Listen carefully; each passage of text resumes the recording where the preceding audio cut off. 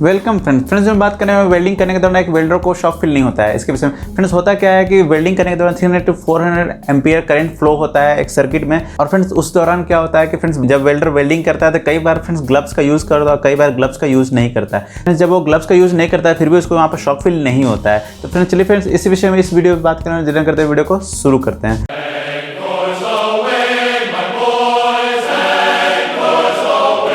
Friends सबसे पहले हम लोग ये जान लेते हैं कि वेल्डिंग प्रोसेस होता क्या है। तो फ्रेंड्स वेल्डिंग एक तरह का जैसे कि सिमिलर या डिसिमिलर कोई मेटल है उसको जोड़ने की एक प्रक्रिया है जो कि एक तीसरे मटेरियल से हम लोग इसको जोड़ते हैं या फिर हटाते हैं। ठीक है फ्रेंड्स, इसको हम लोग बोलते हैं वेल्डिंग। ठीक है, तो ये हम लोग बात कर रहे हैं यहाँ पर आर्क वेल्डिंग यानी कि इलेक्ट्रिक वेल्डिंग के बारे में। फ्रेंड्स जैसे कि आपने जनरली शॉप में या फिर कहीं पर कंस्ट्रक्शन का काम चल रहा होगा वहाँ आपने देखा होगा। तो यहाँ पर हम बात कर लेते हैं वहाँ पर सेटअप क्या क्या होता है। तो वहाँ पर एक मशीन होता है और साथ साथ वेल्डिंग इलेक्ट्रोड होता है और उसके साथ साथ यहाँ पे जिस जॉब पर हम काम करने वाले हैं, जिस मटेरियल पर काम करने वो मटेरियल अवेलेबल होता है। तो फ्रेंड्स चलिए हम यहाँ पे वेल्डिंग मशीन के अंदर का इंटरनल कंस्ट्रक्शन क्या देख लेते हैं, ओवरव्यू थोड़ा देख लेते हैं हम लोग। तो चलिए फ्रेंड्स हम लोग मशीन के अंदर का एक कंस्ट्रक्शन छोटा सा देख लेते हैं, बेसिकली वहाँ पर होता क्या है। तो फ्रेंड्स अंदर में फ्रेंड्स एक तरह का स्टेप डाउन ट्रांसफार्मर होता है। यहाँ पर हम लोग इनपुट सप्लाई देते हैं और यहाँ से हम लोग आउटपुट सप्लाई लेते हैं। फ्रेंड्स कहने का अर्थ है यहाँ पर जो होगा वेल्डिंग वाला पोर्शन होगा और यहाँ पर हम लोग इनपुट सप्लाई देंगे। फ्रेंड्स ये इनपुट सप्लाई आपको सिंगल फेज में भी हो सकता है, फ्रेंड्स 2 फेज में भी हो सकता है एंड 3 फेज में भी हो सकता है। ये तीनों फेज में यहाँ पर single phase, double phase and 3 phase में यहाँ पर वेल्डिंग मशीन अवेलेबल होती है मार्केट में। आप अपने जॉब के अकॉर्डिंग यहाँ पर वेल्डिंग मशीन को सेलेक्ट कर सकते हैं। फ्रेंड्स ये आपको मैं बेसिक बता रहा हूँ, हालांकि इसमें IGBT और बहुत सारी चीज़ें टेक्नोलॉजी इसमें यूज़ की जाती है वेल्डिंग को और अच्छे बेहतर बनाने के लिए। तो करेंट को कंट्रोल करने के लिए, वोल्टेज कंट्रोल करने के लिए ये सब कुछ मेथड यूज़ किए जाते हैं। तो फ्रेंड्स यहाँ बेसिक में बता रहा था। तो यहाँ प्राइमरी में इनपुट सप्लाई दिया जाता है 3 फेज या single phase according two winding transformer के, और यहाँ पर सेकेंडरी इस तरह का आउटपुट लिया जाता है। तो यहाँ पर क्या होता है फ्रेंड्स, एक इलेक्ट्रोड का यूज़ किया जाता है। मान लीजिए एक इलेक्ट्रोड ये है और इसे क्या किया जाता है, मान लो आपकी फेज दे दो और यहाँ से एक न्यूट्रल दे दो। तो फ्रेंड्स ये अब यहाँ पे मान लो एक आपका जॉब है, अगर इसे यहाँ पे टच करते हैं, यहाँ पे इलेक्ट्रोड लगा दिए हो, मान लो यहाँ पे इलेक्ट्रोड आपने लगा दिया और इसे आप टच करते हो तो ये वेल्डिंग होना शुरू हो जाता है। तो फ्रेंड्स ये वेल्डिंग होता कैसे, सबसे पहले हम ये चीज़ जान लेते हैं। फ्रेंड्स वेल्डिंग करने के लिए यहाँ पर हम लोग 6500 डिग्री फ़ारेनहाइट का टेम्परेचर जनरेट करना पड़ता है, तभी यहाँ पर एक वेल्डिंग रॉड जो है पिघलता है, मेल्ट होता है और मेल्ट होने के बाद वहाँ पर जॉब पर यूज़ किया जाता है। तो वो जॉब जो होता है अटैच या डिटैच होता है। ठीक है फ्रेंड्स, तो यहाँ 6500 डिग्री टेम्परेचर को वहाँ पर जनरेट करना पड़ता है। लेकिन फ्रेंड्स ये 6500 डिग्री टेम्परेचर कैसे जनरेट होगा, तो आपको पता है फ्रेंड्स, जब भी यहाँ पर फेज और न्यूट्रल या फिर फेज और अर्थ आपस में टच होते हैं तो उससे क्या होता है फ्रेंड्स, शॉर्ट सर्किट होता है। ये जो शॉर्ट सर्किट के कारण क्या होता है फ्रेंड्स, आर्क जनरेट होता है। फ्रेंड्स आपने कई बार देखा होगा शॉर्ट सर्किट के कारण कई बार आर्क जनरेट होने से आग लग जाता है दुकानों में या फिर कहीं और जगह पर। ये जो शॉर्ट सर्किट है इसके यहाँ पर भी यही हम कराते हैं, इस पॉइंट पर और इस पॉइंट पर हम यहाँ पर कराते हैं शॉर्ट सर्किट कराते हैं, यहाँ पर बीच में एक इलेक्ट्रोड रड दे करके। ठीक है फ्रेंड्स, तो यही हम लोग बेसिकली यूज़ करते हैं शॉर्ट सर्किट को। तो यहाँ पर हम लोग क्या करते हैं फ्रेंड्स, शॉर्ट सर्किट कराने के दौरान क्या होता है फ्रेंड्स, यहाँ पर इसका रेजिस्टेंस की वैल्यू बहुत कम होता है और इस यहाँ पर भी यहाँ कुछ और पाथ नहीं रहता है, यहाँ पर कोई रेजिस्टेंस नहीं होता है, जिसके कारण ये कंप्लीटली शॉर्ट सर्किट हो जाता है।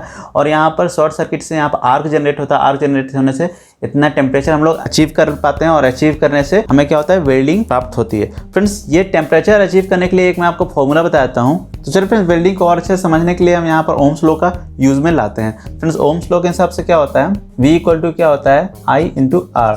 तो यहाँ पर क्या होता है फ्रेंड्स, अगर वोल्टेज घटेगा तो करंट की वैल्यू बढ़ जाएगी, अगर आर की वैल्यू कांस्टेंट रहती है। तो चलिए फ्रेंड्स मान लें यहाँ पर वोल्टेज की वैल्यू घट गई, क्योंकि ये फ्रेंड्स स्टेप डाउन ट्रांसफार्मर है, इसलिए यहाँ पर वोल्टेज की वैल्यू यहाँ पर घट जाती है। यहाँ पर 230 मिलता है तो यहाँ पर मान लीजिए 35 वोल्ट मिल रहा है आउटपुट। ठीक है फ्रेंड्स, यहाँ अगर 230 वोल्ट मिलता है तो यहाँ 230 वोल्ट मिलने पर यहाँ पर 35 वोल्ट आउटपुट मिलता है, तो यहाँ वोल्टेज की वैल्यू घट जा रही है, तो यहाँ पर क्या हो रहा है फ्रेंड्स, करंट की वैल्यू बढ़ जा रही है। फ्रेंड्स एक चीज़ और आप जानते हैं, H = क्या होता है, I² T होता है, यानी कि T फॉर टाइम हो गया, R फॉर रेजिस्टेंस हो गया, I फॉर करंट हो गया और H फॉर हीट हो गया। यानी कि करंट हीट की वैल्यू कब ज़्यादा होगी, जब करंट का स्क्वायर होगा। यानी यहाँ पर 35 वोल्ट है, यानी यहाँ पर करंट की वैल्यू बढ़ रही है। तो करंट की वैल्यू जो भी होगी, मान लीजिए 100 एम्पियर करंट है तो 100 एम्पियर करंट का स्क्वायर जो होगा वो उसका जो वैल्यू आएगा हीट के वैल्यू के बराबर है, यानी कि जूल में जो आंसर आएगा। ठीक है फ्रेंड्स, तो फ्रेंड्स यहाँ पर हम लोग इसी तरह करके हीट को प्रोड्यूस कराते हैं, यहाँ पर हम लोग करंट को बढ़ा देते हैं। यहाँ पर देखिए फ्रेंड्स 300 एम्पियर टू 400 एम्पियर तक करंट की वैल्यू बढ़ जाती है, तभी यहाँ पर 6500 डिग्री फ़ारेनहाइट का यहाँ पर टेम्परेचर हम लोग अचीव कर पाते हैं। ठीक है फ्रेंड्स। तो फ्रेंड्स प्रश्न ये उठता है कि फिर भी यहाँ पर अगर कोई वेल्डर इसको टच करता है, इस इलेक्ट्रोड को डायरेक्ट अपने हाथों से टच करता है, फिर भी उसको शॉक क्यों नहीं लगता है। तो चलिए फ्रेंड्स यहाँ पर हम जान लेते हैं कुछ चीज़ों को। फ्रेंड्स इसके पीछे रीज़न को जानने के लिए यहाँ पर 3 पॉइंट का मेनली फोकस करना पड़ेगा। इसके पीछे 3 रीज़न है। फर्स्ट रीज़न है फ्रेंड्स लो पाथ। मान लीजिए फ्रेंड्स ये एक कंडक्टर है, ये एक कंडक्टर है एंड ये एक कंडक्टर है। मान लीजिए फ्रेंड ब्लू कंडक्टर है, ब्लैक कंडक्टर है एंड रेड कंडक्टर है। तो यहाँ पर है क्या फ्रेंड्स, मान लीजिए इसकी वैल्यू, इस कंडक्टर की वैल्यू 50 ओम है, इस कंडक्टर की वैल्यू 100 ओम है, इस कंडक्टर की वैल्यू 150 ओम है। तो आप बताओ फ्रेंड्स यहाँ पर अगर तीनों में करंट फ्लो कराया जाए, तीनों को एक ही जगह से करंट फ्लो कराया जाए, तो उस केस में आप बताइए कि फ्रेंड्स सबसे ज़्यादा करंट किधर से फ्लो होने वाला है। तो फ्रेंड ऑब्वियस आप बता सकते हो कि यहाँ पर शॉर्ट पाथ जो होगा वहाँ से करंट फ्लो होगा। तो यहाँ पर आप देख पा रहे हैं फ्रेंड्स शॉर्ट पाथ का मतलब ये होता है कि 50 ओम, यानी फ्रेंड्स यहाँ पे वैल्यू कम है तो यहाँ पर ही करंट ज़्यादा फ्लो होगा इस ब्लू वाले कंडक्टर पर। ठीक है फ्रेंड्स, इस ब्लू वाले कंडक्टर पर करंट फ्लो होगा। तो कहने का अर्थ ये है फ्रेंड्स वहाँ पर शॉर्ट पाथ को यूज़ में लाया जाता है। शॉर्ट पाथ के कंपेयर हम लोग इसलिए कर रहे हैं क्योंकि फ्रेंड्स यहाँ पर हमारा जो है बॉडी इन्वॉल्व होता है। बॉडी कैसे इन्वॉल्व हो रहा है फ्रेंड्स, अगर कोई वेल्डर इसको टच करता है तो हमारा बॉडी का जो रेजिस्टेंस वैल्यू होता है, रेजिस्टिव वैल्यू होता है, वो 10 kilo ohm to 50 kilo ohm या उससे ज़्यादा होता है। ठीक है फ्रेंड्स, तो यहाँ पर आप देख पा रहे हैं 10 kilo ohm to 50 kilo ohm. ठीक है फ्रेंड्स, इसके कारण क्या हो रहा है कि यहाँ पर शॉर्टेस्ट पाथ जो होता है यहाँ पर 50 ओम दिख रहा है। इस कारण से यहाँ पर करंट जो पूरा फ्लो हो जाता है यहाँ इस इलेक्ट्रोड के थ्रू, इस जॉब के थ्रू आपके सेकेंडरी वाइंडिंग में कंप्लीट सर्किट बनाता है। ठीक है फ्रेंड्स, इसलिए यहाँ पर है फर्स्ट रीज़न कि यहाँ लो पाथ आपका जॉब रहता है, ना कि ह्यूमन बॉडी रहता है। इसलिए सबसे पहला रीज़न में यहाँ पर आपको करंट फ्लो नहीं होगा आपके बॉडी से, और जिसके कारण आपको शॉक फील नहीं होगा। फ्रेंड्स ह्यूमन बॉडी को अच्छा वाला शॉक फील होने के लिए मिनिमम 6 मिली एम्प्स या 5 मिली एम्प्स से ज़्यादा होना चाहिए, तभी आपको एक शॉक फील अच्छा हो सकता है। जैसे आपको पता चलेगा सिवियर शॉक फील हो सकता है। ठीक है फ्रेंड्स, यहाँ पर आपको ह्यूमन बॉडी में कितना एम्पियर करंट फ्लो हो रहा है, चलिए इसके विषय में हम लोग देख लेते हैं। तो फ्रेंड्स जैसे कि V इक्वल टू यहाँ पर लिखा हुआ है IR मान लीजिए, तो यहाँ पे V की वैल्यू कितनी दी हुई है, 35 वोल्ट दी हुई है, और I की वैल्यू आपको पता नहीं है जो कि हमें फाइंड आउट करना है, लेकिन R की वैल्यू पता है। ह्यूमन बॉडी का जो रेजिस्टेंस होता है मान लीजिए 10 किलो ओम पकड़ रहे हैं, ये मिनिमम वैल्यू बता रहा है मैं आपको। चलिए इसे हम सॉल्व करते हैं। तो यहाँ पे सॉल्व करने के बाद आता है हमें I equal to 3.5 milli ampere. तो फ्रेंड्स ये देखिए 3.5 मिली एम्पियर आ रहा है। मैं आपको बता रहा था कि अच्छा एक सीवियर शॉक के लिए आपको मिनिमम 6 मिली एम्पियर से ज़्यादा कि करंट आपको आपके बॉडी में पेनिट्रेट होगा, तभी आपको यहाँ सीवियर शॉक होगा या फिर झटका का अनुभव होगा। ठीक है फ्रेंड, 1 मिली एम्पियर से 5 मिली एम्पियर तक इतना भी ज़्यादा डिस्टर्बेंस वाला शॉक आपको नहीं मिल पाता है। इसलिए आपको यहाँ पर वेल्डिंग करने के दौरान विदाउट ग्लव्स आपको यहाँ पर शॉक फील नहीं होता है।